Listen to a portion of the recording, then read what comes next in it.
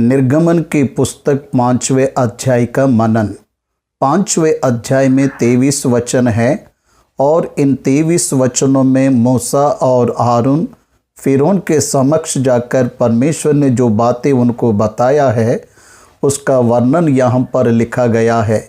फिरौन यहोवा कौन है, मैं नहीं जानता, ये प्रत्युत्तर देता है। दूसरे भाग में भी हम ये देखते हैं कि मूसा और हारून फिरौन के पास जाकर ये कहते हैं कि परमेश्वर ने हमें दर्शन दिया है तो हमें जाने दे ताकि हम जाकर उसकी आराधना करें। तो फिरौन मूसा से कहता है कि तुम लोग क्यों लोगों को आलसी बना रहे हो और उन्हें काम करने से रोक रहे हो। तो फिर फिरौन ने कहा कि इन पर और ज़्यादा वोट डाल दो, बोझ डाल दो, करो। नया आज्ञा दिया गया कि हीटर बनाने के लिए आपसे पुआल उनको स्वयं इकट्ठा करना है। इससे पहले ही ईंट बनाने के लिए पुआल की व्यवस्था की जाती थी, लेकिन अभी उन्हें खुद जाकर पुआल लेकर आना है। लेकिन ईंटें बनाने की संख्या कम नहीं होना है। फिरौन यह कहता है कि तुम परमेश्वर को बलिदान करने के लिए जाना चाहते हो। इससे यह पता चलता है कि तुम आलसी हो। केवल इतना ही नहीं, वह हम पर क्रोधित हो गया क्योंकि वह कहता था कि तुम झूठे बातों पर मन लगाते हो। तब सारे इस्राएली कठिन परिश्रम के साथ पुआल इकट्ठा करने के लिए पूरे देश में इधर उधर फिरने लगे और उनके ऊपर सरदारों को ठहराया गया था जो उन्हें GTA बनाने के काम को तेज़ी से करने के लिए दबाव डालते थे और उनसे कहते थे कि जिस दिन का काम हो उसी दिन समाप्त करना है। कुछ संदर्भों में फिरौन के द्वारा ठहराए गए सरदार इस्राएलियों को मारते हुए दिखते हैं। इस रीति से वे उन्हें और सताते थे। तब इस्राएलियों के अगले फिरौन के पास जाकर विनती करते हैं, कहते हैं कि तू क्यों अपने दोस्तों के साथ ऐसा दुर्व्यवहार करता है। वे कहते हैं तेरे दोस्तों को मोहाल तो दिया ही नहीं चाहता और वह हमसे कहते रहते हैं कि ईंटें बनाओ और तेरे दासों ने भी मार खाए, परंतु दोष तेरे ही लोगों का है। जैन अगुआ ने मूसा पर भरोसा रखा था। उन्हीं अगुओं ने फिरौन के पास जाकर हम पर दया करो ऐसी याचना करते हैं। तो फिरौन उनसे कहता है तुम आलसी हो, तुम्हें तो पुआल दिया नहीं जाएगा और ना ही ईंटों की संख्या कम होना चाहिए। जाओ और अपना काम करो। इस्राएली प्रजा को समझ में आ गया कि हम बड़े ही कठिन परिस्थितियों में पड़ गए हैं। तब बाहर जाकर वे मूसा और हारून से वेट कर रहे थे। कहते हैं कि परमेश्वर ही तुम्हारा न्याय करे जो तुमने हमें ऐसी कठिन परिस्थितियों में डाल दिया। तब मूसा जाकर परमेश्वर के सम्मुख प्रार्थना करता है कि जब से मैं तेरे नाम से फिर उनके पास बातें करने के लिए गया, फिरौन के पास बातें करने के लिए गया, तब से उसने इस प्रजा के साथ बुरा ही व्यवहार किया है और तूने अपनी प्रजा का कुछ भी छुटकारा नहीं किया। और इस रीति से ये 23 वचन समाप्त होते हैं। अब पहले वचन से 11 वचन पढ़ते हुए कुछ बातों पर ध्यान करेंगे। इसके पश्चात मूसा और हारून ने जाकर फिर फिरौन से कहा, किसके पश्चात? इस्राएली अगुवाओं को इकट्ठा करने के बाद, उनके सामने अद्भुत कार्य दिखाकर उन्हें मनाने के बाद और उनको ये बात बताकर कि हम सब मिलकर परमेश्वर की आराधना के लिए जाना है, वह जाकर फिरौन के सामने खड़े होते हैं। फ़िरौन मिस्र का अधिकारी था। फ़िरौन को देखने की अनुमति साधारण से नहीं मिलती थी। मूसा और आरून जाकर परमेश्वर के वचन के अनुसार इस्राएलियों के पक्ष में फ़िरौन से मिलते हैं। फ़िरौन से वे इस रीति से कहते हैं, इस्राएल का परमेश्वर यहोवा यूँ कहता है कि मेरी प्रजा के लोगों को जाने दे कि वह जंगल में मेरे लिए पर्व करे। कौन सा परमेश्वर? इस्राएलियों का परमेश्वर यहोवा ये हुआ ना हमसे इससे पहले वह कभी भी बुलाया नहीं गया, इससे पहले कभी भी वाक्य हुआ नाम से प्रकट नहीं हुआ। 6वां अध्याय 3 वचन में इस रीति से लिखा है, मैं सर्वशक्तिमान ईश्वर के नाम से इब्राहिम, इसहाक और याकूब को दर्शन देता था, परंतु यहोवा के नाम से मैं उन पर प्रकट नहीं हुआ।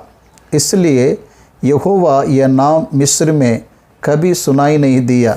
मिस्र में इस्राएली उनके पितरों का परमेश्वर अर्थात अब्राहम, इसहाक और याकूब का परमेश्वर। उत्पत्ति 17 अध्याय में परमेश्वर ने अपने नाम का परिचय इस विधि से दिया कि मैं सर्वशक्तिमान ईश्वर हूँ। उसका नाम यहोवा है। यह केवल मूसा पर ही परमेश्वर ने प्रकट किया। इसलिए मूसा ने यह नाम जो कभी सुना नहीं था, पहली बार सुना कि इस्राएलियों का परमेश्वर यहोवा। फ़िरौन कहता है, यहोवा कौन है कि मैं उसका वचन मानकर इस्राएलियों को यूं को जाने दूं? मैं यहोवा को नहीं जानता और मैं इस्राएलियों को नहीं जाने दूंगा। परमेश्वर ने मूसा से पहले ही कहा था कि मैं फिर फ़िरौन के उनके मन को कठोर करूंगा और उस देश को नाश करूंगा, तब वह तुम्हें जाने देगा। इसलिए कुछ कार्य कुछ देश में होना था, वह देश पिघलना था, वह देश परमेश्वर के महान कामों को जानना था। तब तक फ़िरौन का मन कठोर बना रहेगा। मुँह से कहा गया वचन अनुभव में प्रकट होने के बाद वह भिन्न रूप में दिखता है। बात अलग है, अनुभव अलग है। यहोवा कौन है, मैं उसे नहीं जानता। यह केवल फ़िरौन का ही प्रश्न नहीं है, परंतु परमेश्वर को ना जाने वाले संसार के हर एक लोगों का प्रश्न है, यहोवा कौन है, हम नहीं जानते। प्रिय भाइयों और बहनों, सारे संसार के नास्तिक और मसीह विरोधी लोगों का ये सवाल है कि क्या हुआ, कौन है। उन दिनों में फ़िरौन यहोवा का नाम नहीं सुना था और यहोवा ने कौन से महान कार्य किए हैं उसका इतिहास भी उसे नहीं मालूम था। अब्राहम, इसहाक और याकूब के जीवन में परमेश्वर क्या महत्व रखता है यह फ़िरौन को नहीं पता था, और परमेश्वर ने जो महान काम उनके लिए किया था फ़िरौन नहीं जानता था। इसलिए उसके मन में परमेश्वर के प्रति कोई भी धारण नहीं थी। परमेश्वर से संबंधित कोई अनुभव उसके पास नहीं था। जो परमेश्वर को नहीं जानते, आज उनका भी यही प्रश्न है और बाइबल उसका जवाब भी देता है। इसलिए धीरे से उसका अध्ययन कर और जो लोग बाइबल को जानते हैं उनसे सीखकर परमेश्वर के विषय के सच्चाई का ज्ञान प्राप्त करना हर एक की जिम्मेदारी है। फ़िरौन ने कहा, ये कौन है, मैं नहीं जानता और ना ही मैं लोगों को जाने दूंगा। प्रिय परमेश्वर के लोगों, परमेश्वर को ठुकराना और परमेश्वर के जानने वाले लोगों को ठुकराना या फ़िरौन की सत्ता का कार्य हमें दिखता है। तब मूसा और हारून ने उससे कहा कि इब्रियों के परमेश्वर ने हमसे भेंट की है। इस्राएलियों के जीवन में यह व्यक्तिगत अनुभव है। उनके परमेश्वर से व्यक्तिगत रूप से मिलना यह संतानों का अनुभव है। परमेश्वर के लोग हमने परमेश्वर से मुलाकात की है। इस शब्द को इस्तेमाल करते विश्व नास्तिक सम्मेलन में एक प्रसिद्ध नास्तिक वक्ता ने कहा है कि हमने परमेश्वर को देखा है। यह शब्द मैंने केवल मसीही लोगों को बोलते ही सुना है। इसका अर्थ क्या है? एक मसीह व्यक्ति, एक सच्चा मसीह व्यक्ति परमेश्वर का जानने वाला होता है, परमेश्वर से मुलाकात किया हुआ होता है। यहाँ मूसा और हारून कहते हैं, उसने हमसे भेंट की है, हमने उससे मुलाकात नहीं की, पर उसने हमसे मुलाकात किया है। उसने अपनी इच्छा के अनुसार अपने काम के लिए हम लोगों को चुना, हमसे मुलाकात किया और हमें उसके नाम के लिए ठहराया। यह हमारा अनुभव है। उन्होंने कहा, सो यदि तेरी आज्ञा हो तो हमें जंगल में 3 दिन के मार्ग पर जाने दे कि अपने परमेश्वर यहोवा के लिए बलिदान करे। ऐसा ना हो कि वह हमें मरी फैलाए और तलवार चलवाए। यही मसीह विरोधियों को समझ में नहीं आया। परमेश्वर क्या है और वह लोगों को तलवार से कैसे मार सकता है। सराय में परमेश्वर ने मूसा को मार डालना चाहा। इसका विवरण मैंने आपको दिया है। जिस परमेश्वर ने मूसा को बुलाया, जब मूसा आना ना चाहा तब परमेश्वर ने सारा विवरण उसको बताया। उसी परमेश्वर ने जब मूसा यात्रा पर निकला उसको मारना चाहा। वह कैसा परमेश्वर था और कैसा परमेश्वर है। वह कैसा परमेश्वर है और कैसा परमेश्वर था, यह हमें जानना है। यह परमेश्वर उद्धार करने वाला है और सजा देने वाला भी है। यही परमेश्वर उद्धार करने वाला और सजा देने वाला भी है। ये परमेश्वर धर्मियों को बचाने वाला और अधर्मियों को दंड देने वाला भी है। ये परमेश्वर जब अधर्मी लोग पश्चाताप करते हैं तो उनका उद्धार करने वाला, और जब लोग पाप करते हैं तब उनको दंड देने वाला भी है। ये सत्य हमें समझना है। ये बहुत सारे लोगों के लिए ठोकर का कारण भी बन रहे हैं। बहुत सारे लोग सोचते हैं, ये कैसा परमेश्वर है जो अपने अविश्वासियों को, अपने भक्तों को तलवार से मारने के लिए उठता है। मनुष्य में हमेशा यही भावना रहती है, मनुष्यों में यही भावना रहती है कि परमेश्वर अपने लोगों को किसी भी रीति से बचा सकता है, बचा लेता है। यही धारण होती है। लेकिन इस्राएलियों का परमेश्वर के प्रति धारण अलग थी। वह कौन सी धारण थी? वे कहते हैं कि यदि परमेश्वर की आज्ञा हम नहीं मानेंगे और उसके आज्ञा के अनुसार हम नहीं करेंगे तो हम नाश हो सकते हैं। इस बात को फिरौन के सामने वह लोग बोलते हैं। इसलिए परमेश्वर अपने भक्तों के कार्यों पर और उनके व्यापार ऊपर ध्यान करता, उस पर विचार करता है और उनका न्याय करता है। यहाँ पर मूसा कहना चाहता है, याद रखिए हमारा परमेश्वर जितना प्रेमी है उतना न्याय भी है। वह क्षमा करने के लिए तत्पर रहने वाला है पर न्याय भी करने वाला है। ध्यान दीजिए, जो परमेश्वर लोगों का उद्धार करता है वही परमेश्वर जब लोग उसकी आज्ञा का पालन नहीं करते, जब लोग उसके पापों के पश्चाताप के लिए दिए गए अवसर को तुच्छ जानते हैं, तब उन्हें नरक के आग में डालने के लिए भी वह तैयार रहता है। इसलिए बाइबल को समझिए। मिस्र के राजा फिरौन ने उनसे कहा है, मूसा से आरोप तुम क्यों लोगों से काम छुड़वाने चाहते हो?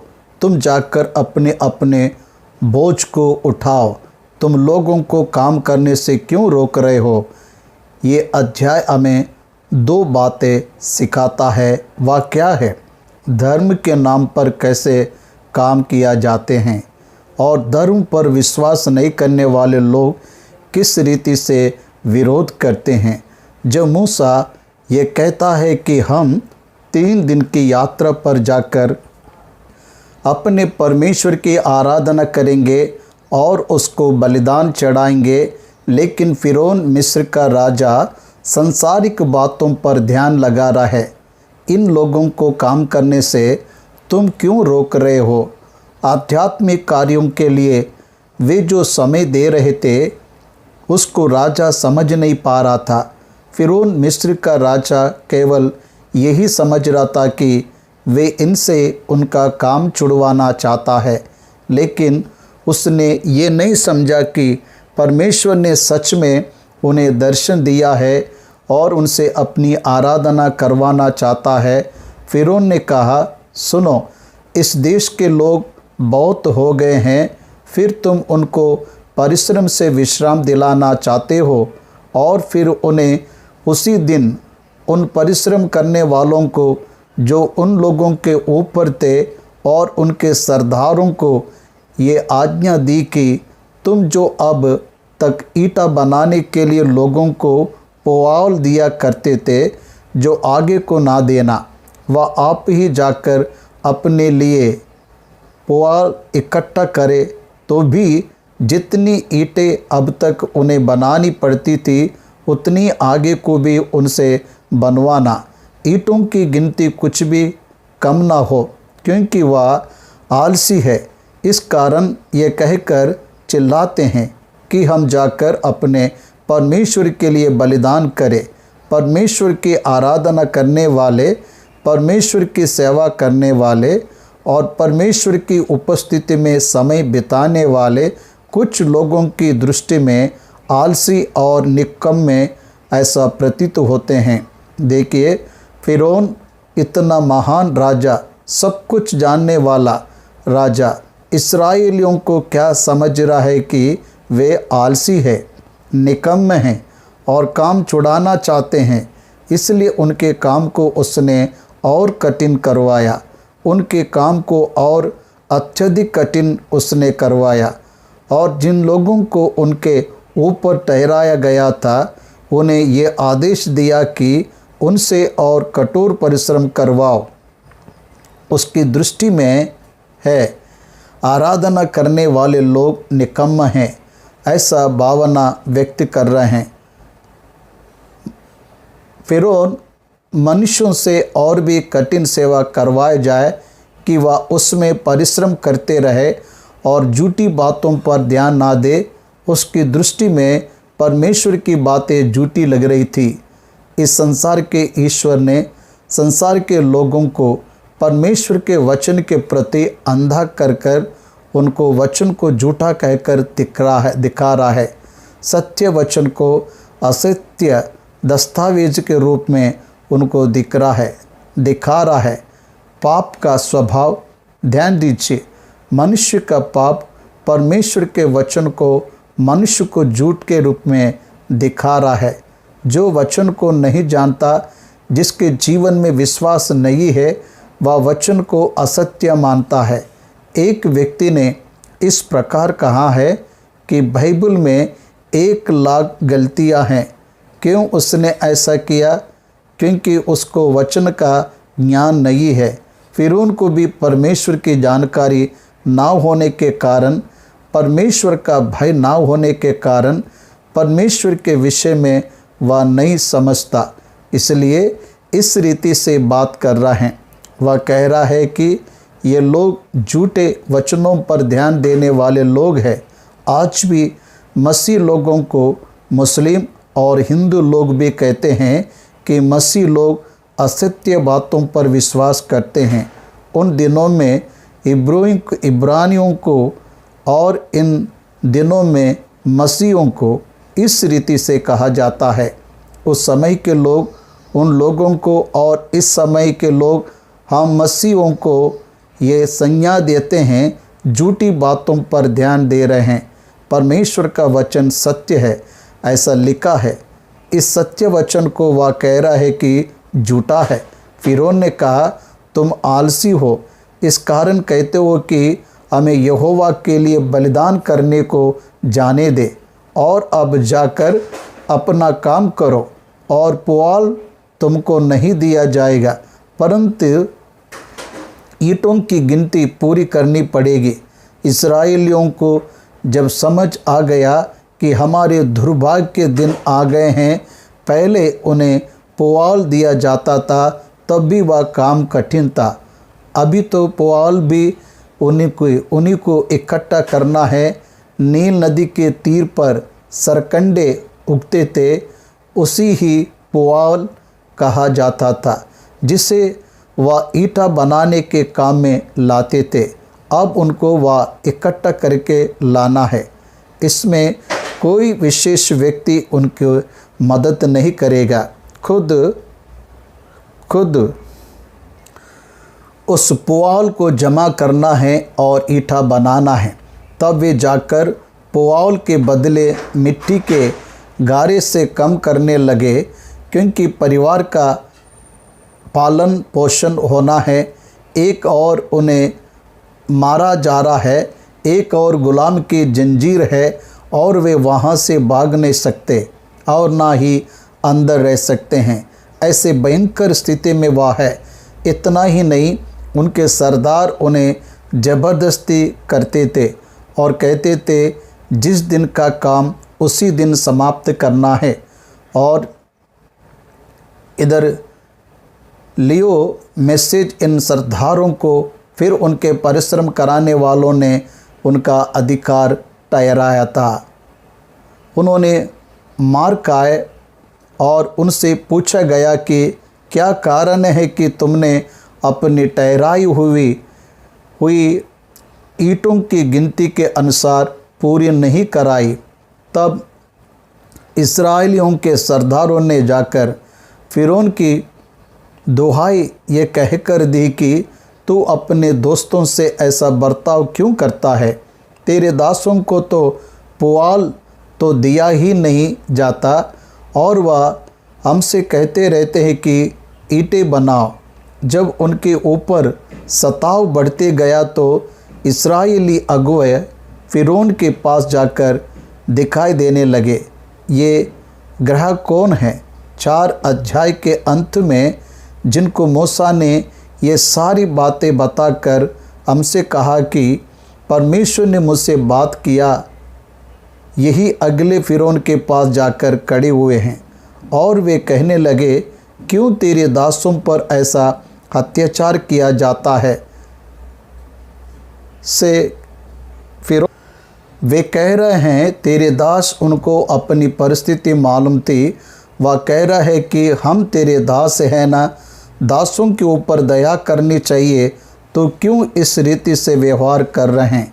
तेरे दासों को तो पुआल दिया नहीं जाता और ईंटों की गिनती पूरा करने को कहा जाता है, और तेरे दासों ने मार भी खाई है, परंतु दोष तेरे ही लोगों का है, दोष तेरे ही लोगों का है, हम में कोई दोष नहीं है, फिर भी हमें ज़बरदस्ती मारा जा रहा है। इसलिए 2 बार फिरौन कहते हैं तुम आलसी हो। सैकड़ों वर्ष तक काम करवाते हुए मिस्रियों ने उन्हें क्या उपमा दिया कि तुम आलसी हो। फिरौन बहुत ही कठोर हृदय का व्यक्ति था। वह कहता है अब जाकर अपना काम करो, और पुआल तुमको नहीं दिया जाएगा, परंतु ईंटों की गिनती पूरी करनी पड़ेगी। कठिन रीति से उनसे बात करता है। फिरौन का हृदय जितना कठिन होता गया, वह इस्राएलियों से उतने ही कठोर व्यवहार करते गया। यहोवा परमेश्वर ने जब उनको गुलामी से निकालना चाहा, उनकी समस्या कम होने के बजाय बढ़ती ही गई। परमेश्वर के लोग यहाँ एक सत्य को जानना है, हम परमेश्वर के विश्वासी हैं, हम परमेश्वर की सेवा को कर रहे हैं, इसलिए हमारे जीवन में सुख समृद्धि ही रहना है, ऐसा सोचना कोई विशेष नहीं है। ध्यान दीजिए, बहुत ही कठिनाई का सामना करना पड़ेगा। परमेश्वर का काम कर रहे हैं ना, इसलिए सब कुछ अच्छा होगा, ऐसा नहीं है, कठिन परिस्थितियों से भी जाना होगा। इस्राएल क्यों का छुटकारा करना ये सत्य पर इस्राएलियों के शत्रु फ़िरौन को सीख देना है। यदि फ़िरौन को शिक्षा देना है तो वह इस्राएलियों को और ज़्यादा सताएगा। ये परमेश्वर जानकर उनको उसके हाथ में सौंपता है। परमेश्वर जानता है क्या होने वाला है, लेकिन फिर भी परमेश्वर अनुमति देता है। इसलिए जब हमारी कठिनाइयाँ बढ़ जाती है, परमेश्वर जानता है कि हमारी कठिनाइयाँ बढ़ रही है और हम अधिक कठिन परिस्थिति में जा रहे हैं। ये जानते हुए भी परमेश्वर अनुमति देता है, क्योंकि वह जानता है कि इसके बाद महान छुटकारा होने वाला है। इसलिए जब हम परमेश्वर को जानते हैं, तब हमारी परिस्थितियों के कारण हम ना तो घबराते हैं, ना ही विचलित होते हैं और ना ही चिंतित होते हैं। 20वां वचन, जब फ़िरौन के सम्मुख से बाहर निकल आए तब मूसा और हारून जो कौन से वेट करने के लिए खड़े थे, उन्हें मिले। मूसा और हारून इंतज़ार कर रहे थे कि अंदर से क्या प्रत्युत्तर आएगा। और जब वे मूसा से मिले, उसके बाद से जो कहते हैं, जब हम उसे देखते हैं तो हमें दुख लगता है। वह मूसा और हारून से इस रीति से कहते हैं, यह बात उन पर दृष्टि करके न्याय करे, क्योंकि तुमने हमको फ़िरौन और उसके कर्मचारियों की दृष्टि में गुनीत ठहराया, हमें घात करने के लिए उनके हाथों में तलवार दे दी है। वह कहते हैं कि मूसा, तूने हमें मारने के लिए उन्हें तलवार दी है, ऐसा प्रतीत होता है, लेकिन तूने हमें छुड़ाने के लिए कुछ नहीं किया। वे कहते हैं कि तूने हमें ये आशा तो दिलाया कि परमेश्वर हमें छोड़ आएगा, परंतु हमारा जीवन और कठिनाई में गया और हम लोग और भी दुखों में पड़ गए। ये कहकर इस्राएल के अगुवे मूसा और हारून पर कुड़कुड़ाने लगे। ये सुनकर मूसा ने यहोवा के पास लौटकर कहा है, हे प्रभु, तूने इस प्रजा के साथ ऐसी बुराई क्यों की और तूने मुझे यहाँ क्यों भेजा? जब से मैं तेरे नाम से फ़िरौन के पास बातें करने के लिए गया, तब से उसने इस प्रजा के साथ बुरा ही व्यवहार किया है और तूने अपनी प्रजा का कुछ भी छुटकारा नहीं किया। परमेश्वर जानता है कि छुटकारा कब करना है, और जो मूसा कुछ नहीं जानता, उसका इस रीति से बात करना कोई आश्चर्य नहीं है। प्रभु, तूने अपनी प्रजा को नहीं छोड़ा आया है और इसके उलट फ़िरौन उनको और कठिन परिश्रम में डाल रहे हैं। जिस रीति से ये प्रश्न मूसा के मन में उठा, उसी रीति से हर एक मसीह के मन में किसी न किसी समय विपरीत परिस्थितियों में ऐसा प्रश्न उठता है, प्रभु, तूने मुझे क्यों बुलाया? तूने क्यों मेरा उद्धार किया? मैं तेरे नाम में जी रहा हूँ ना, तो फिर क्यों ये संकट मुझ पर डाल दिए? क्यों मेरे जीवन में हमेशा गलती ही हो रही है? क्यों कुछ अच्छा नहीं होता? हर विश्वासी इस रीति से परीक्षाओं से गुजरता है। यीशु पर विश्वास करने से हर समय फूलों के रास्ते पर हम चलेंगे। हमारे जीवन में कोई भी कठिन परिस्थिति नहीं आएगी। इस धारण से हमें बाहर निकलना है। परमेश्वर के संसार में हमें कठिन परिस्थितियों से जाने की अनुमति देता है, ताकि हम आध्यात्मिक पाठों को सीखकर विश्वास के जीवन में आगे बढ़े। परीक्षाओं के द्वारा आशा और धीरज हमें प्राप्त होता है। परमेश्वर के आश्चर्य कामों को जानना है, समझना है, तो असफलताओं से विजय को कैसे प्राप्त करना, यह इस्राएलियों का चरित्र हमें बताता है। तूने अपनी प्रजा को नहीं छुड़ाया, परमेश्वर मूसा से ये प्रश्न करता है, तेरी प्रजा है, तुझे छुड़ाना है, पर तूने ऐसा नहीं किए।